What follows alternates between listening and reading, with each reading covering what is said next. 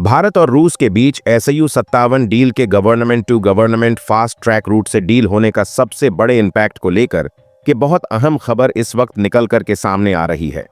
अब तक पहले ही भारत और रूस के बीच Su-57 डील होने की वजह से वेस्टर्न कंट्रीज अमेरिका और यूरोपियन यूनियन बुरी तरीके से तिल मिलाए हुए थे, लेकिन इसको लेकर के फाइनली जो प्रोग्रेस को लेकर के अब रूस की तरफ से फाइनल बड़ी अपडेट सामने आ चुकी है, उस खबर ने एक बार फिर से सोने पे सुहागा जैसा काम किया है और अब अमेरिका और वेस्टर्न कंट्रीज को एक और बहुत बड़ा झटका लगने जा रहा है,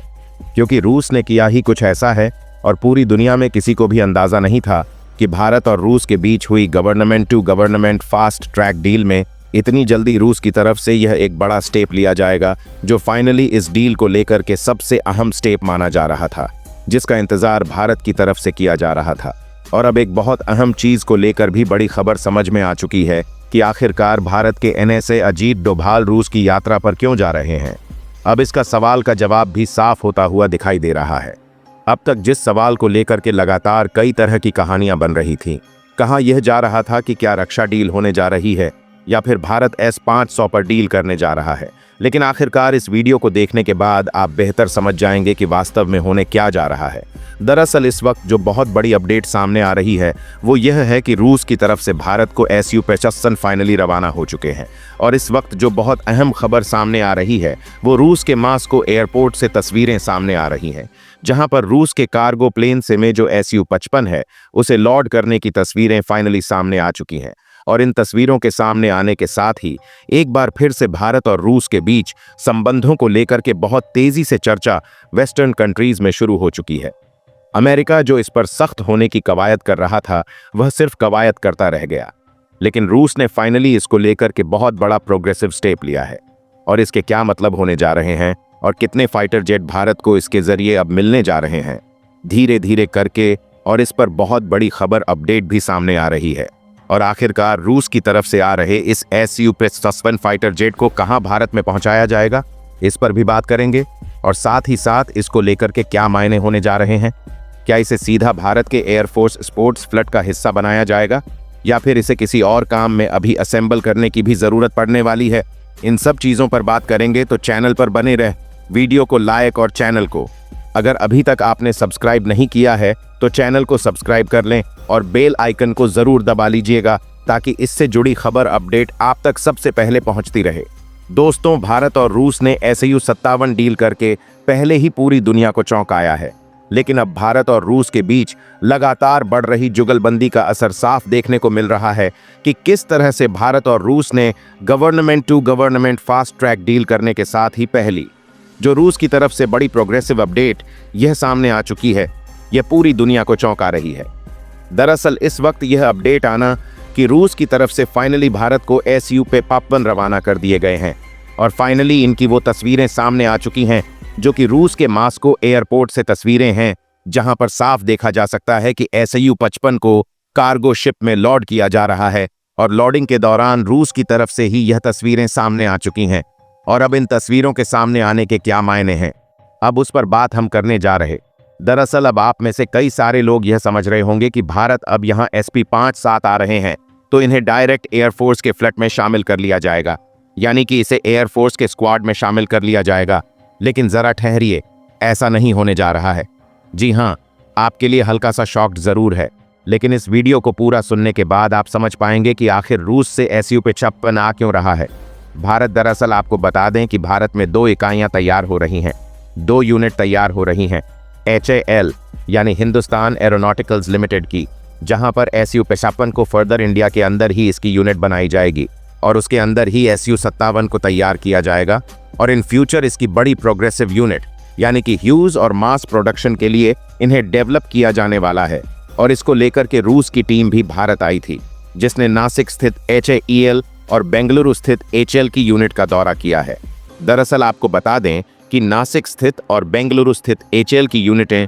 वो यूनिट है जहां पहले से ही Su-30 MKI यानी कि सुखोई 30 MKE फाइटर जेट तैयार किया जा रहा है और रूस ने पहले ही साफ किया था रोसबोर्न कंपनी ने कि भारत में जो Su-30 MTI जिन जगहों पर तैयार रहा है उन जगहों पर Su-57 की यूनिटें लगाना हमारे लिए बेहद आसान होगा और इन्हें हम अगले 4 से 5 महीने के अंदर ही भारत में प्रिपेयर कर देंगे ताकि यह फर्दर SU-57 की यूनिट को डेवलप कर पाएंगी। और यही है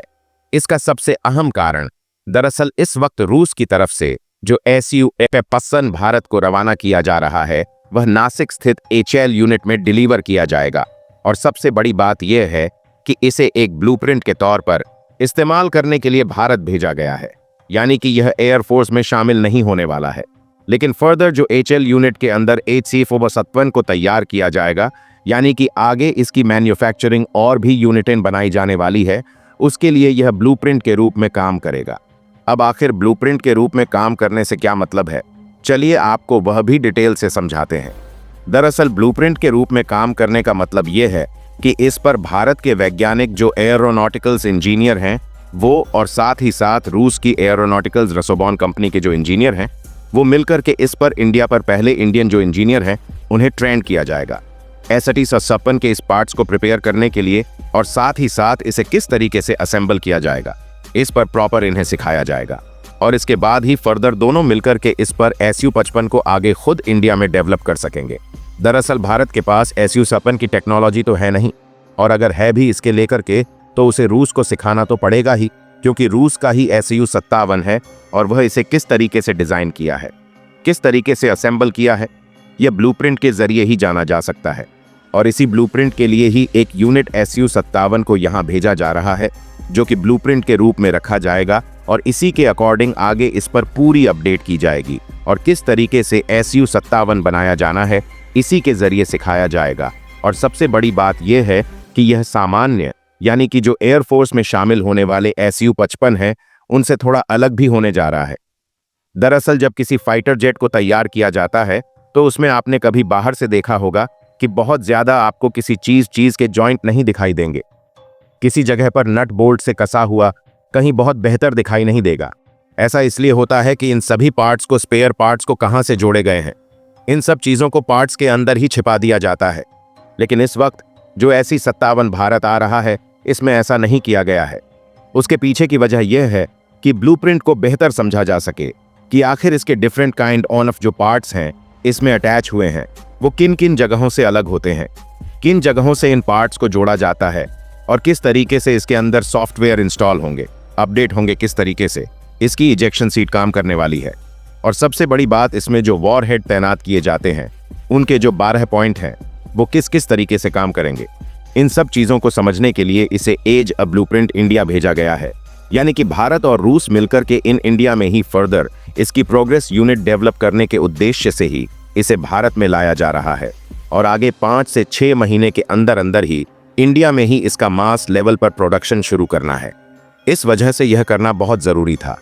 दरअसल बात यहीं खत्म नहीं होती है। और वहीं दूसरी तरफ अगर देखा जाए, हमारे पूर्वजों के द्वारा एक नियम था और शास्त्रों पे भी आधारित थी कि घर में बनने वाले भोजन में प्रथम रोटी गाय की हुआ करती थी। जो प्राचीन समय में हमारे पूर्वज प्रथम रोटी गाय के लिए निकालते थे, उस परंपरा को पुनर्जीवित करने के लिए ही कृष्णायन गौरक्षशाला ने गाय की रोटी दिव्य आयोजन प्रारंभ किया है। तो आप आए, आगे बढ़ें और बच्चों को इसमें अग्रसर करें ताकि जैसे यह करना बहुत जरूरी था। दरअसल बात यहीं खत्म नहीं होती है। और वहीं दूसरी तरफ अगर देखा जाए तो रूस ने जिस तरह से 42 SU-57 की स्क्वाड्रन को भारत को देने का फैसला किया है वह भी यह 2 शिफ्ट में होने जा रही है, जिसमें पहली शिफ्ट में 24 SU-57 फाइटर जेट रूस से आएंगे, वहीं दूसरी शिफ्ट में 18 SU-57 फाइटर जेट भारत आएंगे, यानी कि 2 शिफ्ट में यह फाइटर जेट भारत आएंगे। इसके लिए रूस ने रूस के अंदर ही अपने SU-57 की प्रोडक्शन को फास्ट कर दिया है, जो अब तक साल में 2 यूनिट यानी कि 20 यूनिट लगभग तैयार किए जा रहे थे, अब वह बढ़ा के 40 यूनिट किया जाएगा। दरअसल इसमें न सिर्फ भारत के लिए बल्कि रूस अपने लिए भी फर्दर SU-57 को अपने रूस में ही डेवलप कर रहा है। और दरअसल रही बात अगर इंडिया में इसे फर्दर डेवलपमेंट की बात की जाए तो दरअसल इस वक्त जो यूनिट है उन्हें पहले इस लायक बनाया जा रहा है, यानी कि मास प्रोडक्शन के लायक नासिक और बेंगलुरु यूनिट को बनाया जाएगा ताकि यहां पर मास लेवल पर SU-57 का प्रोडक्शन किया सके। उसके लिए जरूरत के जो पार्ट हैं उन्हें किस कदर से तैयार करना है और उसके लिए मशीनरीज क्या क्या लगेंगी, इन सब पर 5 से 6 महीने के अंदर अंदर काम को कंप्लीट किया जाएगा और इसके बाद भारत के अंदर ही SU-47 का प्रोडक्शन यूनिट शुरू कर दी जाएगी। दरअसल हम अगर मायने देखें तो हम लोग कभी उत्सुकतावश ऐसा होता है कि भारत के पास जल्द से जल्द 5th जनरेशन फाइटर जेट होना चाहिए। ये मानकर हम सोचते हैं कि आखिरकार इतना देर क्यों लगा रहा है, भारत को इतना बनाने में देर क्यों लग रही है, वह रूस भारत को जल्द से जल्द क्यों नहीं दे देता है। ASV-87 दरअसल यह बातें सुनने में अच्छी लगती हैं, लेकिन अगर इनकी गहराई में और बेसिक लेवल पर हम जाकर के इन चीज़ों को समझेंगे तो हम वास्तव में समझ पाएंगे कि आखिर फाइटर जेट को देना हाथों हाथ और बच्चों का खेल नहीं है। ना ही किसी देश के लिए इसकी यूनिटें बहुत जल्द तैयार कर पाना भी इतना आसान होता है। अगर हम अमेरिका से और फ्रांस से राफेल की भी बात करें तो राफेल ने भारत को जो अभी हाल फिलहाल में भारत ने 26 मरीन यानी कि M राफेल का जो डील किया था उसे भी फ्रांस 2030 तक देने वाला था। यानी कि आप खुद समझिए कि सिर्फ 26 राफेल M जो कि पूरी तरीके से तैयार भी है और उसे वह इस्तेमाल भी कर रहा है, सिर्फ उसकी और फर्दर यूनिटें तैयार करने में उसे 2030 तक का समय लग रहा है। तो ऐसे में भारत के अंदर ही जब इसे डेवलप करना होगा तो वहाँ एक तरफ टेक्नोलॉजी, एक तरफ इक्विपमेंट और दूसरी तरफ बड़ी मशीनरीज, और किस तरह से यह पूरे मास प्रोडक्शन के रूप में काम करेगी, इस पर एक बड़ा समय लगना बहुत लाजमी है। यानी कि अगर भारत के अंदर प्रोडक्शन शुरू हो भी जाता है तो 2027 के पहले भारत के अंदर तैयार होने वाला, और यह पॉसिबल भी नहीं है। और यह बात न सिर्फ भारत जानता है बल्कि रूस भी बेहतर जानता है। लेकिन भारत इस वक्त जिस कदर से बुरी तरीके से हर तरफ से थ्रेट में फंसा हुआ है, रूस और भारत मिलकर के इस थ्रेट से निपटने के लिए अब बड़े कदम उठा रहे हैं। और यही वजह है कि भारत ने कम से कम समय में रूस को SU-55 डिलीवर करने का अल्टीमेटम दिया है। ये बात बड़ी नहीं होगी कि रूस अगले 6 महीनों के अंदर अंदर ही भारत को पहली स्क्वाड्रन धीरे धीरे करके पहुंचाना शुरू कर दे। ऐसा नहीं हो सकता है कि भारत को लंबा समय लगेगा। रूस से आने में अब जल्द से जल्द होगा। ऐसा इसलिए क्योंकि भारत ने रूस के साथ गवर्नमेंट टू गवर्नमेंट डील की है। वैसे मोस्टली माना जाए तो देश में कंपनी टू कंपनी के बीच में डील होती है, जिसमें लेट लतीफ़ी होना आम बात है और कई बार बजट की समस्या या फिर किसी कंपनी की तरफ से प्रॉपर जो है रिस्पांस नहीं मिल पाना होता है इसका कारण। लेकिन जब बात गवर्नमेंट टू गवर्नमेंट डील की आती है, यानी कि दोनों देश की सरकारें इसको लेकर के प्रतिबद्ध हो जाती हैं और इस मामले में अगर कोई टाइमलाइन दी जाती है तो फाइनली सामने वाले देश को उसी टाइमलाइन के अंदर कोई चीज़ डिलीवर करना होता है और फाइनली वो डील भी उसी टाइमलाइन के अंदर की जाती है। और इसीलिए भारत ने रूस के साथ SU-55 को लेकर के जो डील की है वो रूस से जो 42 स्क्वाड्रन आ रही है उनको गवर्नमेंट टू गवर्नमेंट डील की है, यानी कि भारत उसे जल्द से जल्द भारत में लाने के लिए प्रतिबद्ध है। लेकिन अभी जो यह FC-57 भारत आ रहा है यह एयरफोर्स के उपयोग के लिए नहीं बल्कि ब्लूप्रिंट के तौर पर भारत में इस्तेमाल किया जाएगा, यानी कि इसे ही देख के फर्दर यूनिटें डेवलप की जाएंगी। और सबसे बड़ी बात यह ऐसा बनावट भी नहीं है कि इसे वॉरहेड इस्तेमाल किया जा सके।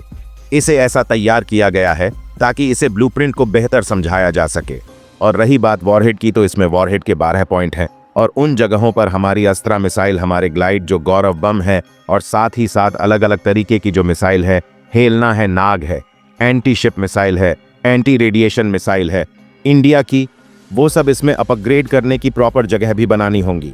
क्योंकि आपको पता है कि 5th जनरेशन फाइटर जेट है SS-7 और 5th जनरेशन फाइटर जेट, चाहे कोई भी हो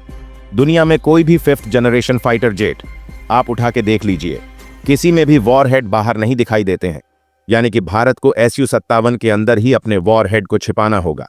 इन 12 पॉइंट में भारत अपने वॉरहेड, किन किन वॉरहेड को कहां कहां लगाना चाहता है यह भी डिसाइड करना होगा। और इसलिए भारत के अंदर बनने वाले ईसवी सिचुएशन में टाइम लगने वाला है, लेकिन रूस से आने वाले जल्द आ जाएंगे। लेकिन इतना भी जल्द नहीं कि आप कल की उम्मीद लगा करके बैठ जाएं। और रही बात भारत को लेकर के, तो भारत इस पर बहुत तेजी से काम भी कर रहा है। और रही बात रूस की, तो रूस इस पर जो सहयोग दे रहा है वह आप सबकी नज़रों के सामने है। किस कदर से भारत और रूस के बीच में एमका को लेकर के भी डील को लेकर के खबरें सामने आ रही हैं। कहा यह जा रहा है कि एमका प्रोजेक्ट को लेकर के रूस ने भारत को अपने सबसे एडवांस इंजन 177C को लेकर के अप्रोच किया है, जिसका मैक्सिमम थ्रस्ट है। मैं 3 दिन का एक वर्कशॉप लेता हूँ, आप तो पता ही आपको, 3 दिन का जो मैं क्लास लेता हूँ, मैं पहले दिन ही पूछता हूँ हैंड रेज कर, कितने लोग हैं जो एस्ट्रोलॉजी नहीं मानते। मैक्सिमम थ्रस्ट है 142 के, और माना यह जा रहा है कि अगर भारत रूस के इस इंजन से 138 को लेकर के अप्रोच किया है जिसका मैक्सिमम थ्रस्ट है 142 के, और माना यह जा रहा है कि अगर भारत रूस के इस इंजन से 138 को लेकर के अप्रोच किया है जिसका मैक्सिमम थ्रस्ट है 142 के, और माना यह जा रहा है कि अगर भारत रूस के इस इंजन 138 को लेकर के अप्रोच किया है जिसका मैक्सिमम थ्रस्ट है 142 के, और माना यह जा रहा है कि अगर भारत रूस के इस इंजन 138 को लेकर के अप्रोच किया है जिसका मैक्सिमम थ्रस्ट है 142 के, और माना यह जा रहा है कि अगर भारत रूस के इस इंजन 137 को लेकर के अप्रोच किया है जिसका मैक्सिमम थ्रस्ट है 142 के, और माना यह जा रहा है कि अगर भारत रूस के इस इंजन से 138 को लेकर के अप्रोच किया है जिसका मैक्सिमम थ्रस्ट है 142 के, और माना यह जा रहा है कि अगर भारत रूस के इस इंजन से 138 को लेकर के अप्रोच किया है जिसका मैक्सिमम थ्रस्ट है 142 के, और माना यह जा रहा है कि अगर भारत रूस के इस इंजन से 137 को लेकर के अप्रोच किया है जिसका मैक्सिमम थ्रस्ट है 142 के, और माना यह जा रहा है कि अगर भारत रूस के इस इंजन से 137 को लेकर के अप्रोच किया है जिसका मैक्सिमम थ्रस्ट है 142 के, और माना यह जा रहा है कि अगर भारत रूस के इस इंजन 137 को लेकर के अप्रोच किया है जिसका मैक्सिमम थ्रस्ट है 142 के, और माना यह जा रहा है कि अगर भारत रूस के इस इंजन 138 को लेकर के अप्रोच किया है जिस